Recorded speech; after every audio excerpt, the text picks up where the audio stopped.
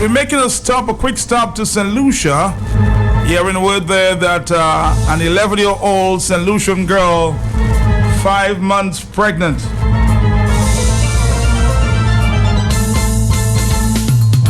I'll be connecting with my St. Lucian counterpart journalist, Jessie. She'll bring us up to date. This is creating a buzz in St. Lucia.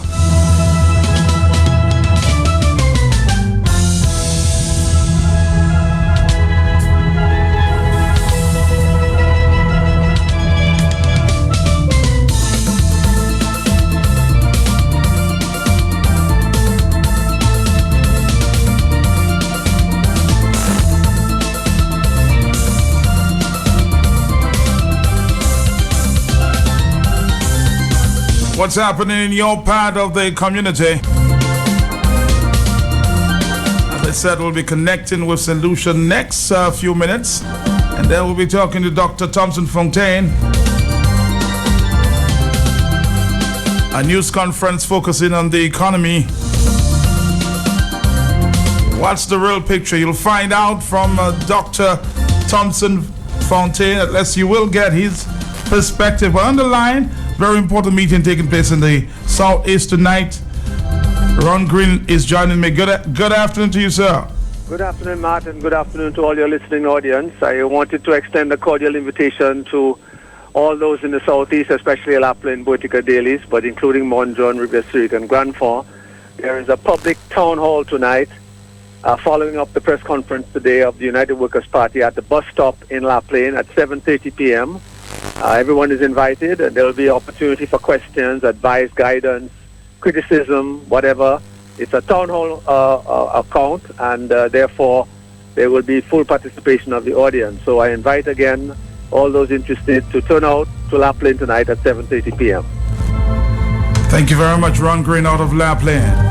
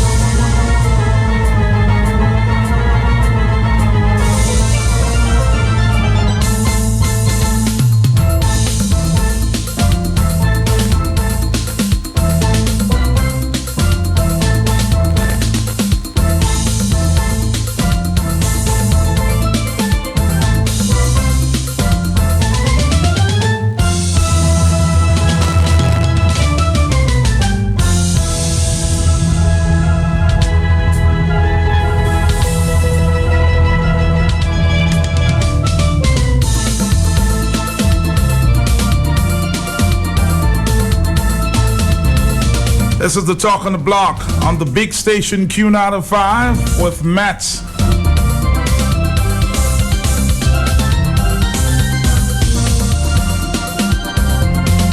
I just told you of a burning story there in St. Lucia.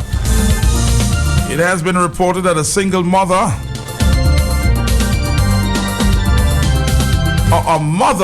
a single mother of Miku in St. Lucia was given the shock of her life when she understood that her daughter was 5 months pregnant. She took her daughter to the doctor on Monday. Joining me live from St. Lucia, of course, my colleague, journalist friend there, Jessie Leonce of Choice 39 TV in St. Lucia. Good afternoon to you, Jessie. Good afternoon, sir. How are you? I'm doing okay. A buzz in St. Lucia with the big news that an 11-year-old girl, 5 months pregnant. What can you tell us, Jessie? Well, there is very little to say at the moment. With the appointment of the new police commissioner, he's trying to have all the police officers and everyone surrounding this whole investigation to remain quite tight-lipped about it. But we understand that this young lady is from Miku, that is the south rural area of St. Lucia. She's reported to be from a broken home. We still have we don't have information even coming up in our top story. We cannot provide too much information. Of course, she's a minor. We can't see her name, etc. But we are waiting on the police, the investigators, to get to the bottom of the situation before we actually put out any substantial information for the public. So that's all you know at this time? Yes, that is what we know at this time. As I said, we are aware too that the father of the child is 17 years old. We do have individuals of that age in our correctional facility and also at our boys training center. We do not know what is the fate of that young man. But as it unravels and as we wait on the police to give us some information, of course, I said earlier, they are very tight-lipped with the appointment of the new police commissioner. He does not want any information to go out until really they're at the conclude of their investigations or they have reached a climax, in a sense, enough to give us some information so as to not alarm the public or help the public form an opinion which is not based on having all of the facts. You understand? Yes, I understand you perfectly. Yes. So we want to proceed very carefully. Of course, this young lady, she's coming from a community, she's coming from a school, she's still a minor, she's young, presumably emotionally, mentally immature, and we want to protect the child as well. Tell me though, how serious is the issue of sex with minors in St. Lucia? In Dominica, it just seemed that it's becoming a serious issue. It definitely is an issue. I find you have in the court, the assizes, a lot of individuals coming before the judges, the magistrates, having to deal with this issue. A lot of advocacy is needed. A lot of sensitization in the communities, especially where there is little sensitization and education. Illiteracy is rampant in certain areas of the country. You have young people who come from broken homes, who come from poverty, who are not aware of being the dangers of being the risks associated to being sexually active at an early age, and even the situation with the situation of having sex very young. People are not, the young children, they're not sensitized as much. So that is a situation which is coming to the fore, and we have now Miss Elizabeth Lewis. She's coming from the family planning department, human services department, coming to speak on it. And you find a lot of lip service, a lot of talk shops, but then as soon as this situation dies off, it continues. The scourge is reflected in the courts. The scourge is reflected at our Borderley Correctional Facility. I mean, back in 2002, 2003, we had a case of this situation of a 10-year-old in St. Lucia giving birth to a baby boy, and she was coming from the capital. So that even eliminates the whole situation of illiteracy and poverty and coming from the rural area, because you have that situation playing out in the districts in the city, and in the more in the city and the more populated with more schools, etc., happening as well. Well, but the professionals, because it's a crime, and we all know in Dominique as well to get involved with a minor that's under 16. But how many times societies we see young ladies becoming pregnant and the authorities are not reporting these cases? Well, Matt, it's such a ticklish situation. You cannot just come out into the media, and as much as we are for public awareness, as journalists, we have to also push in our whole ethical side when it comes to dealing with stories on minors. This young lady, as I said earlier, she's coming from a school, she's coming from a community, and by now in that localized area, it's probably known that she's the one who is pregnant. And we do not want to exacerbate the situation where she may be bullied because of news reports which may come out. We have to be very sensitive to the situation, and of course, we do not want to come on the wrong side of the law. As I mentioned earlier, we have a new police commissioner, and he is coming down on us for reporting responsibly and appropriately as to the point when he gives us information with regard to ongoing investigations. Especially now, it is a sensitive issue. The child is a minor, and also the young man, he's 17 years old, and we want to be able to do things in the correct way before we put out any kind of information. Jesse, I will be following that story very closely with you, and I'm sure we'll be talking to you again. Keep in touch. We are expecting some information this afternoon. Of course, we have a correspondent in the south right now. He's coming up to Castries to prepare a report for us. We're not going to be disclosing the child's identity or anything, but we will be preparing a story coming out of that community in our evening broadcast. All right, Jesse Leon's there in Castries, St. Lucia. Thank you for talking. Thank you very much, Matt. You're, of course, most welcome, and we will be talking to you again soon. Big story there out of St. Lucia. It appears we're not the only place in the Caribbean that, these things are happening. Miko girl in St. Lucia, 11 years, 5 months pregnant. We'll hear a lot more. Dominica, right after this. Interesting.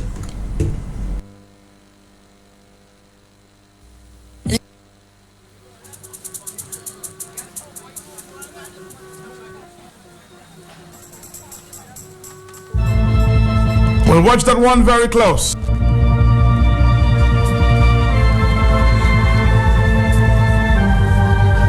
The big story in St. Lucia today.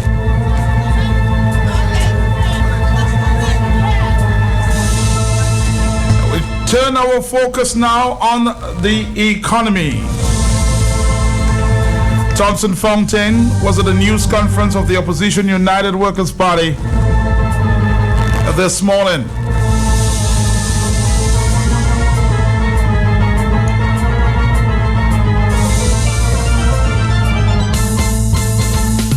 The economy, it was reported,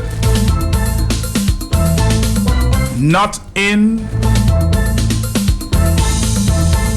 a good state at this time. Thompson Fontaine, good afternoon. Matt, very good afternoon to you, of course, and to your many, many listeners. Thanks for having me on this afternoon to continue to expound on this very critical issue, one that obviously impacts every single Dominican, not only here in Dominica, but also overseas. Everybody should have an interest in what's going on in the economy, because after all, it affects people's daily lives. And I'm glad for the opportunity to expound on some of the major themes that were raised at our press conference this morning. Thompson, be blunt. What's the situation of the Dominican economy? But I've used words like comatose, in a state of perpetual collapse, dead. Our economy has not performed, quite frankly, over the past 10 to 15 years. And we are now reaping the results of that, because we are seeing an increasing incidence of social problems in the country. You're now having theft in broad daylight in the country. The levels of frustrations obviously up. Young people involved in all sorts of problems. Because the young people, quite frankly, have not had an opportunity to make a decent life for themselves in this country, and that is a huge problem. And I continue to be amazed, Matt, by the fact that the government seems either oblivious or simply does not know what to do. It seems to me that they've thrown their hands up in the air, and I'm sure now the many thousands of Dominicans who voted for the Dominican Labour Party in the last election must be regretting that move, because quite frankly, I've seen nothing to give me any hope or any belief that things will get better. To the contrary, based on the kind of management we've seen in the past, things can only get worse. And what do we mean when we say things can get worse? It means that the economy will continue in that downward slide. I saw, for example, and Matt, it also is a kind of, it's almost like we're living in a fool's paradise. So, for example, you hear the Minister of Agriculture making the statement that agriculture is a success story in Dominica. You hear another minister, this one I heard on the news, boasting the fact that one person could sell 800 boxes of bananas. By goodness, we are selling thousands and thousands of boxes of bananas. What is there to boast about 800 boxes? You know, so we have this situation where the government thinks that little things, little steps like this is what the economy needs. And they have actually been the ones who have been there when the slide started many years ago. And it's a clear inability, I believe, to really bring things back. And I really worry for this country. I worry over the state of our exports, over the state of agriculture, over the state of tourism. I mean, see where we are. Less people are coming into Dominica today than were coming to Dominica in 1975. I mean, when you think about it, you know, we have 2 flights now in and out of Dominica a day. 2 flights. You know, and when you think the maximum amount of people that can come on one layer is 60 people. You're talking about a maximum of 100 people into Dominica every day. Matt, you know, it is bad. It is bad, and like I said, we are seeing the impact around us. We talked about, for example, the businesses in Roseau. We are now hearing of some businesses, in particular Chinese businesses, asking the employees to report, less days in the week. People are cutting back on the amount of hours offered to the private sector workers, and I also worry about government's ability to maintain or to continue to pay $13 million every month for its workers when the kind of so why is the private sector, the DAIC, not speaking out? I was talking to a businessman only last week, and he said it almost seemed like the DAIC is a boys club.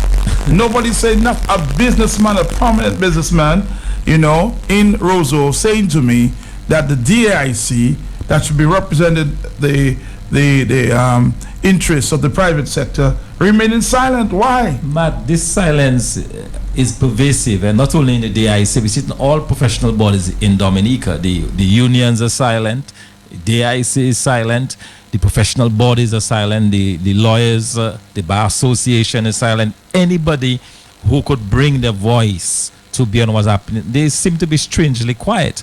In the meantime, the country is going to hell in a handbasket. And clearly we can do better. We need to do better.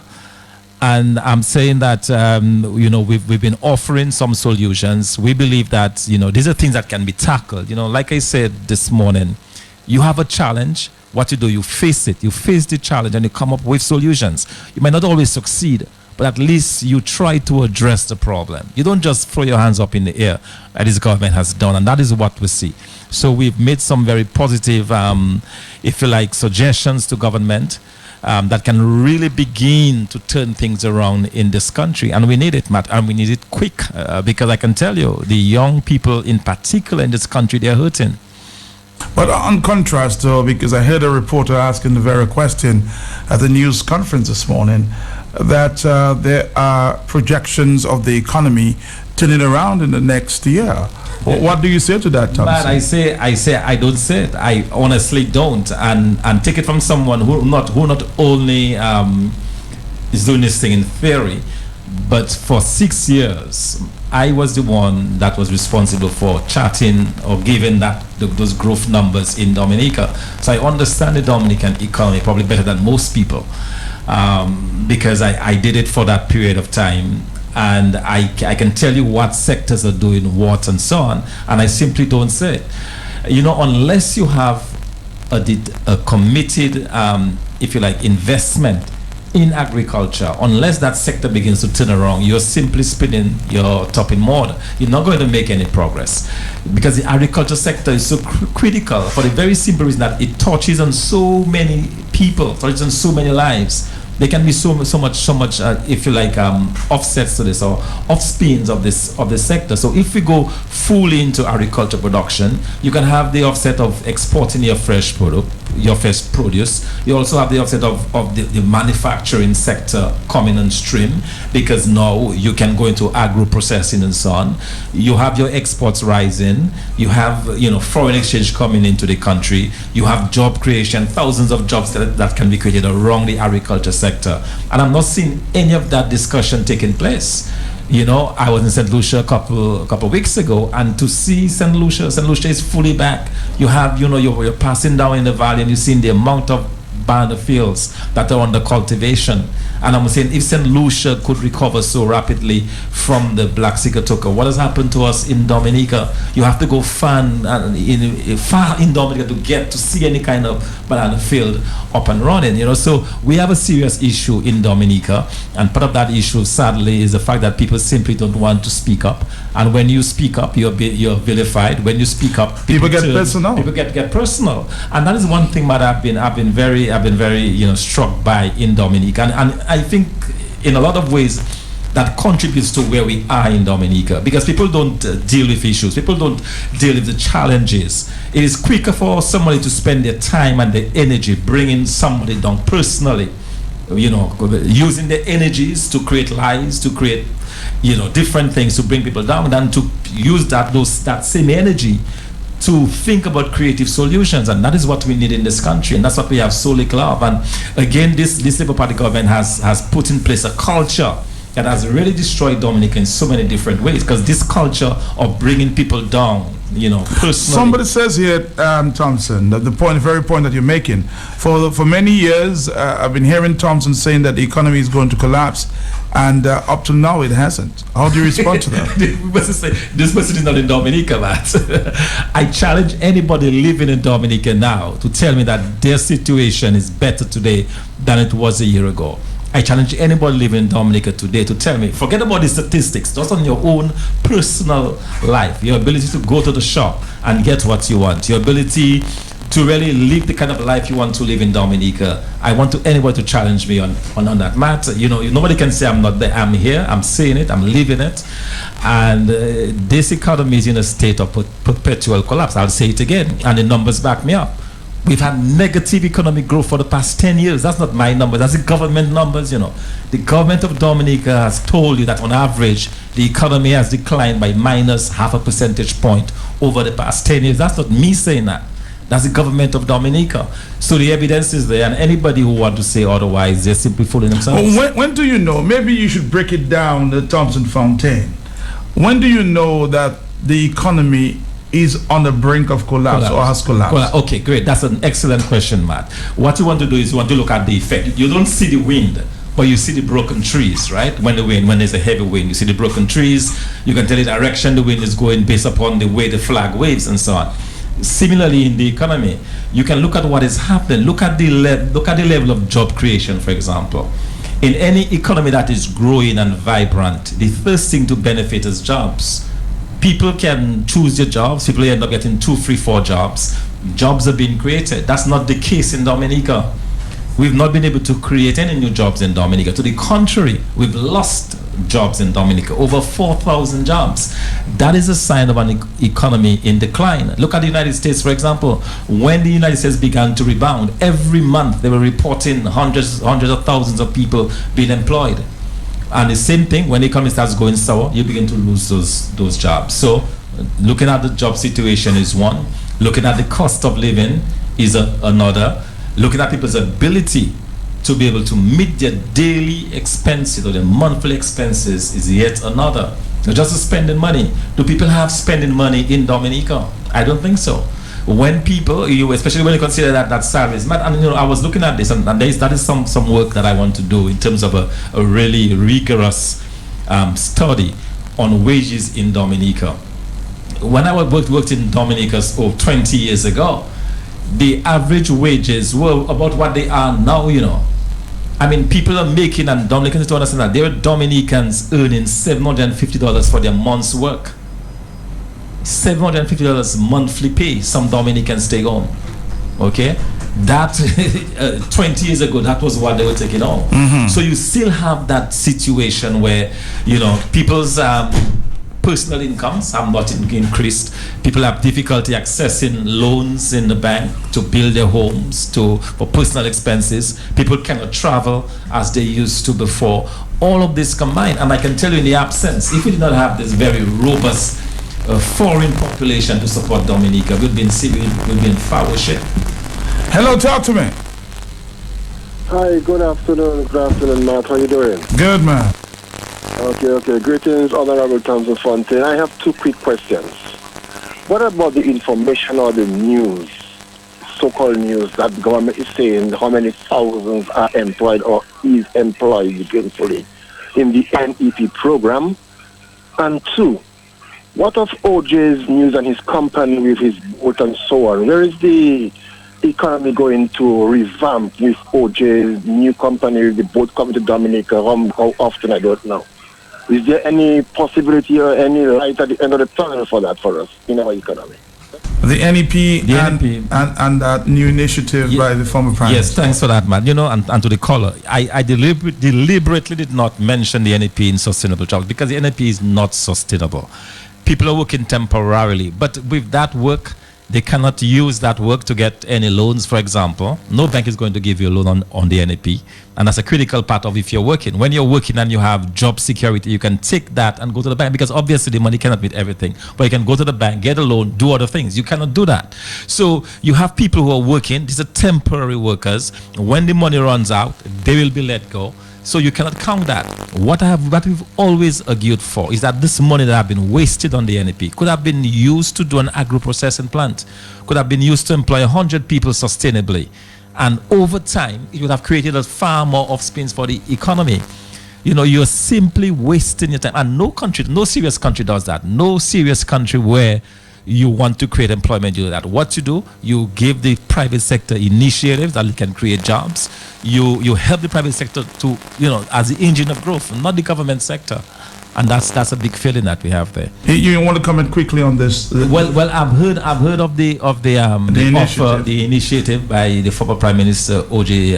Serafin. I'm not sure where that is, Matt, to be quite honest. I'm not sure he has been taken up on the offer. But you need that. You need to have the ability to send your produce up and down the islands. And I said it this morning in jest. Minister Douglas said that there was one coming from the north, another from the south, and we are yet to see it. We are yet to see that coming through. All right, let's take a phone call there. Hello. Hey, hello, good afternoon, Matt. How you doing? Good afternoon, Dr. Fountain. Yes. Matt, you asked Dr. Fountain, when can you tell that the economy is in decline? Uh-huh. When I drive from Canefield to Roseau to Canefield, and I'm seeing the Deepwater Harbor for at least sometimes 7 days in a week, there might be 5 to 6 days when you don't see a boat in port. Means you are not exporting anything. That is a serious problem. Dr. Thompson earlier mentioned about the minister beating his chest about 400 boxes of banana, something like that. 800. 800. Bro, these guys came in there, and back, you can say in the early 2000s, you still had a line of vehicles from the corner of, let's say, West Indies Oil to Fokoli, waiting to unpack bananas on that very Deepwater Harbor I'm talking about. You had almost on a weekly basis hucksters going around the country, and on a Saturday and Sunday you can see them boxing up stuff to load all these little boats on a Sunday night, heading to Guadeloupe, St. Martin, Antigua, and maybe to Barbados and those places. This is not happening anymore. Matt, you hear in the government talking about a problem of high school dropouts. This high school dropout is a direct relation to poverty. People cannot pay school fees for their children. People cannot feed their children properly to send them to school. This is a direct relation to that, to poverty, to lack of jobs on the island. Dr. Thompson Fountain spoke about Black Cigar Tucker, how St. Lucia recovered.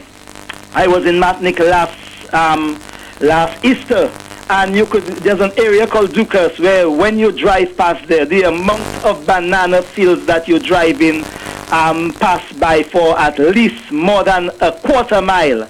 And you're telling me in Dominica, we talking about Black Sikatuka, bro, these guys have killed agriculture on a whole, and that was by design, to have people come to this red clinic, to bow to them, to kneel before them for what they want. And that's what it is today. And we're not going anywhere if we still think after 15 years that this government can do better in the next 2, 3, 4 or 5 years. They cannot do any better. They have run off. They have reached their peak, and they reached peak and plateau, and right now they are falling down. They cannot go anywhere further. We must not expect anything better from the government, but just gimmick, lies, put things in people's face and thinking that there are few people that will believe that the government is doing something because they support blindly. But if you're right there in this country and you live in this country and you have responsibilities, bro, you know what time it is. There's nothing happening economically. Have a good day. Thank you very much. We'll be talking to, of course, the caretaker of the Opposition United Workers Party in the Valley in a few minutes. He'll be giving us an update as to what is going on there. Hello. Yes, good afternoon, Matt. How are you doing? Not too bad, brother.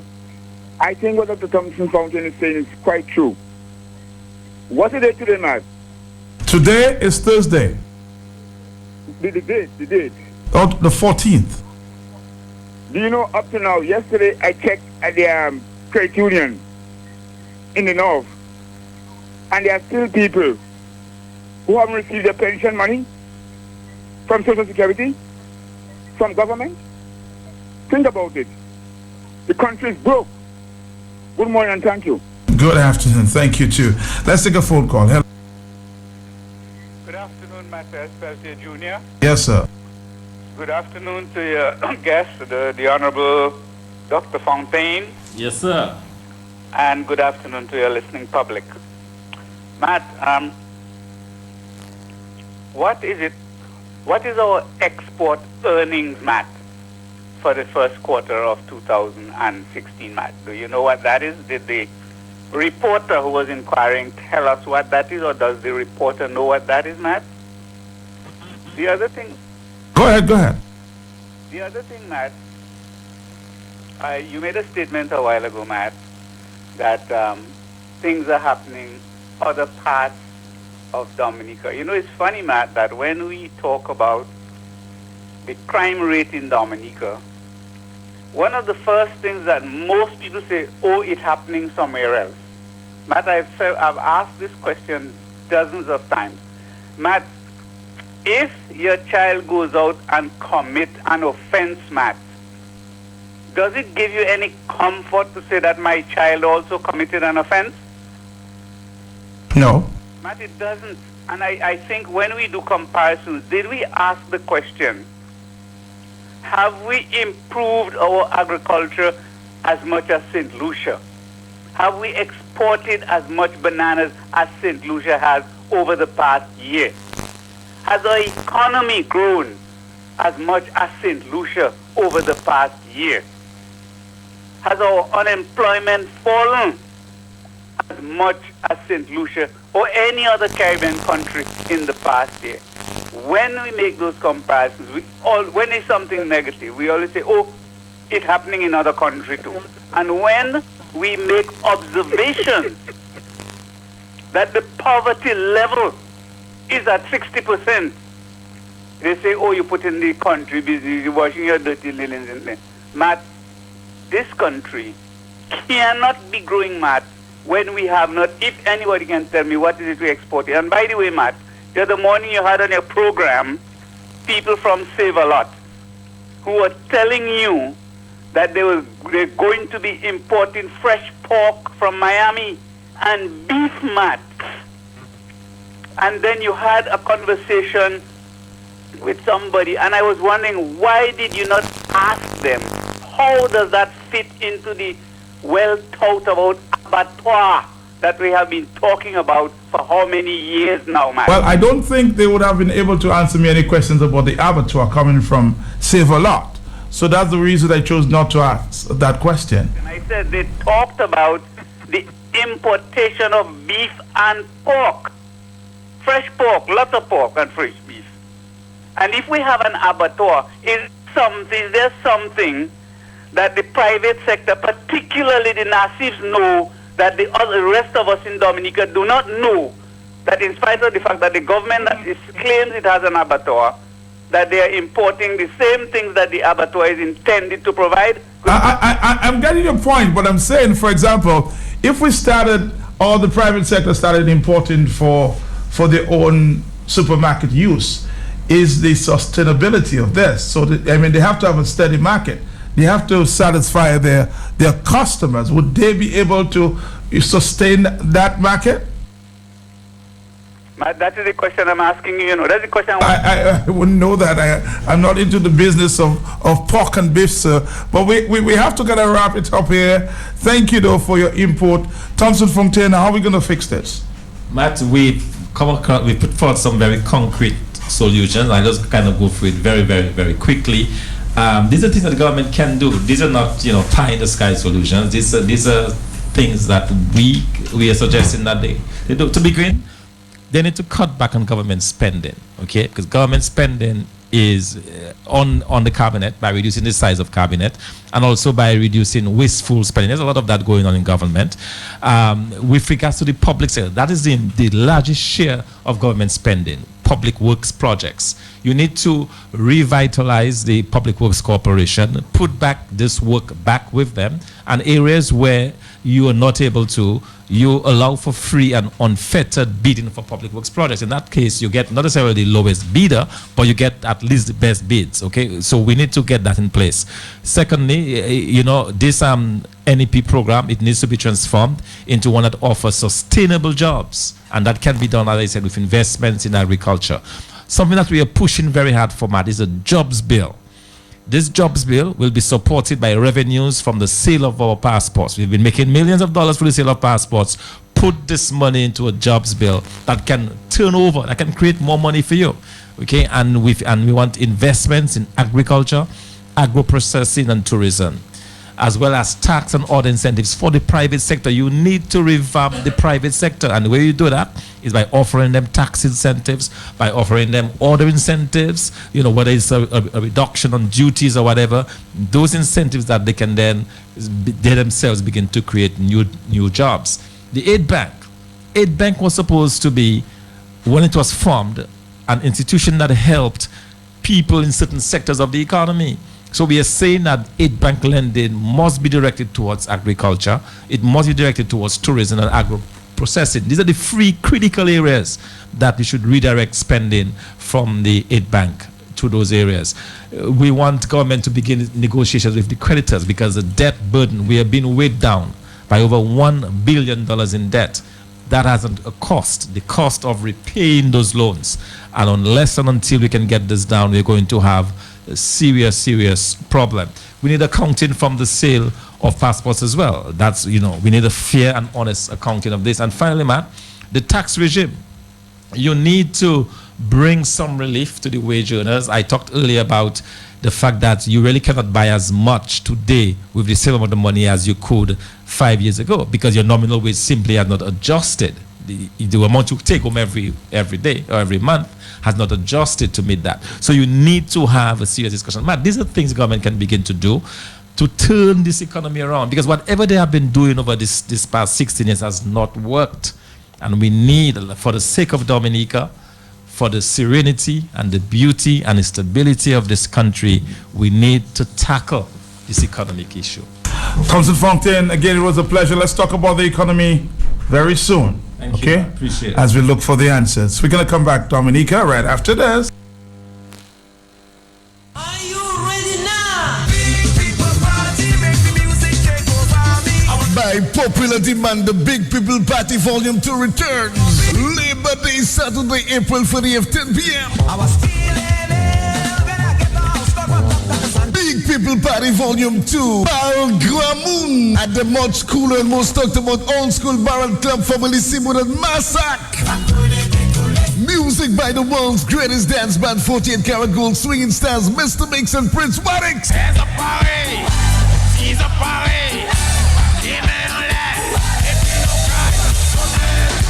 Big People Party Volume 2, Barrel Gramoun. Labor Day, Saturday, April 30th. Partners include Digicel, Q95 FM, the big station, Gubuli, Chebes, Armenia, 711 Plus, Super Center, Louisville, DBS Radio, and more. Big People Party, Barrel Gramoun, Labor Day, Saturday, April 30th. Swinging Stairs, Mr. Mix and Prince Waddix. Old School Barrel Club, Massacre, Family Simon, Sakai Malalat. It's coming.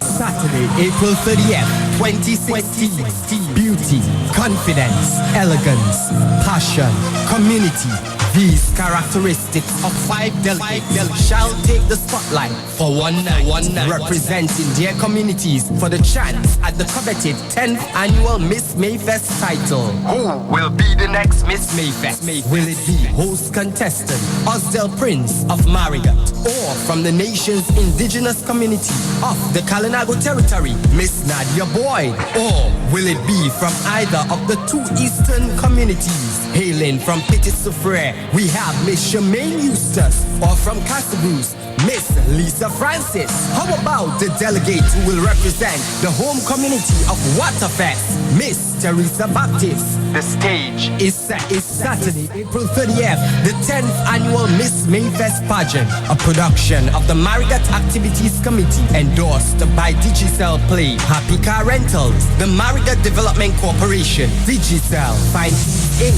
Prevo Enterprises, Kubuli Beer, DominicaEvents.com, Archipelago Trading, and Country Style Bakery. I'll meet you there. Festival Jazz and Creole de la Dominique, 15 mai 2016 au Parc National Cabritz. Sur scène, Nikeni Soft de Guadeloupe, Elan Parle de Trinidad, Andy Narel, Cameron Pierre, Brève et puis Cadence All Stars. Venez et puis la famille, relaxez dans l'air fraîche de Fort Shirley en écoutant les mélodies douces de jazz créole. Présenté par le gouvernement de la Dominique et puis Discover Dominica Authority et Digicel. Une expérience extraordinaire. Dimanche 15 mai 2016, Jazz and Creole de la Dominique. Visitez dominicafestivals.com en savoir plus.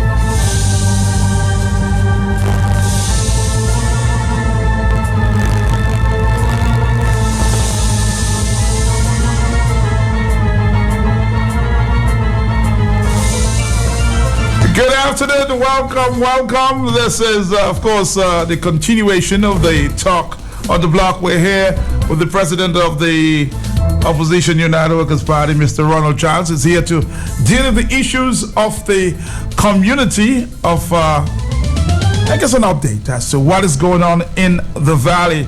Some people always say that, he's a little under the radar these days, I don't know why. Ronald Charles, are you under the radar? Good afternoon, Matt, and good afternoon to all your listeners. A special good afternoon to the communities of Cochrane, Wharton Waven, Trafalgar, Lily Valley, Loda, Mont Prosper. And again, let me take this opportunity to, send out my deepest condolences and sympathies to the family, Monel Williams. And I will say to her to be strong, in times of these, people go through a lot of pain. I also want to take this opportunity, Matt, to extend a warm good afternoon to my parents and my family, my son Dylan and my daughter Adele. And Matt, I also want to take this opportunity to say a warm good afternoon to all your listeners. My significant other. Good afternoon to you. Yes, Matt, it has been a while. And I just said to you, you seem like you're under the radar. Are you avoiding certain issues, Ronald? No, Matt. I definitely am not under the radar. I believe there are times to speak, there are times to sleep, there are times to work, and there are times to listen. So you're remaining silent on the Joshua issue? Matt, as I said to you, I'm going to give a report as it relates to the Roseau Valley. But having said that, let me just say for the record, I am a personal friend of Joshua Francis. Okay. Joshua Francis is also a personal friend of mine. We went to the same school, we sat on the same tables, we studied the same book, and it went on not just from community high school, but it went way up to the University of the West Indies at Trinidad. where we went to law school. So we have had quite a lovely relationship. And I want to send my deepest, love and gratitude to Mr. Francis and his family by extension, and not forgetting all those, issues. So, Matt, and prepared to say at this point, Matt, no, I can also say that the issues that would like to have me articulated on, or have me to articulate on, is the issue that I believe the leader, Mr. Lennox Linton, at a press conference this morning. I heard many of the reporters asking many issues as it relates to that, and I believe the answer was well articulated by the political leader as it relates to the party's position and moving forward. Matt, because of the nature and the circumstances surrounding all this issue, this would be my basic comments on the issue as we speak. Will you be at the delegates conference? Of course I will be there, Matt, and there is and I will on that day, yes, I will be at the delegate conference if God's willing. At the end of the day, good health and good energy would be able to get me to be there. Having said that, Matt, let's move on. Let's move on, and I don't have no further comments as it relates to that. But what we will have further comments post the delegates conference. But we'll be there and we'll be watching. Thank you. All right. Thank you, Matt. The situation is, if you recall, this morning I believe our team, the United Workers Party, made a wonderful presentation as it relates to the economy, and I know the experts have given their presentation as it relates to that. Mm-hmm. But I like to take my focus more or less to the communities of the Roseau Valley. And you have seen me quiet, but I've been quiet for a reason. Sometimes people will say that you need to be patient when projects, promises, and so forth are made. So you will see me very quiet because I'm being patient. Mm-hmm. But one of the things that has been troubling me is our whole road network in the Roseau Valley. As you will know, Matt, and as you well know, that the Roseau Valley as a source of economic source for the people of the Roseau Valley is tourism. Matt, if you drove up, or if you have had a drive up to the Roseau Valley, especially, let me start with the Trafalgar area. Mm-hmm. There's the same barrels that I spoke of almost a year ago. During the election, I call it the hunting season. The same barrels are still lower to the Silver Lake area. We still haven't had any work done on that. And having said that, I mean, unfortunately, we had Erica, and yes, some damages were done, and yes, there may, one would have to revisit the whole issue as it relates to the roads, and probably the engineers have to do the reports, etc., etc. But we must understand that, especially as it relates to the bypass in Wharton Waven, that bridge that was promised to us that we would get it in short time. Up to today, there is still not an accessible bypass, and the bridge is still not yet completed. I'm hearing words and information reaching me that there has been attempts and so forth, but it is not complete. If we were to have a serious disaster come this, and God forbid, this season, hurricane season, where are the people of Wharton Waven? Where are they going to pass? What is the exit route if this bypass leading Trafalgar Road to the Wharton Waven community? What are we going to do? And I believe the parliamentary representative, Dr. Colin McIntyre, should realize by now that when Ronald Charles stays quiet, he's very much observing what is going on. And I believe it's time. It's time now that the bridge in the Wharton Waven area is repaired so that the local persons who are heavily dependent on tourism can get a chance to make to have their living moving forward. And I'm hoping and praying that, the message goes out there that it's up. Time is up now. And we need to do that work. Also, Matt, you will see that even the main road itself, from leading up to Wharton Waven, there are many holes, and yes, I see, and I have been interacting with them. There has been NEP workers on the road cleaning. But when you clean the sides and you look at the road itself, it's almost wondering, why are you cleaning a road like this? One may say it's good for the environment, it's good for our health, especially as it relates to the Zika virus and so forth, and keeping our environment. Of course, I support that. But the road in itself needs some serious repairs. And these were promises that were made a while now. It's not like yesterday or 2 days ago. And I know Erica came 7 months ago approximately. And therefore one could say, let's give them the chance. But even prior to that, promises were made and it did not happen. Similarly, I see the same issues as it relates to Cochrane. I drove up there a couple times. I do I go on the ground and I try to realize what is going on. And not when the temporarily road repairs are done, one would realize it is done with bamboo. Now think of a vehicle in Cochrane, for example, going down the road, and there is no form of support, if there is, to prevent the vehicles from going down in these steep and dangerous roads. So we have these little barrels again placed in various places, and if you look down there, you will see the depth of those things, and it is very dangerous.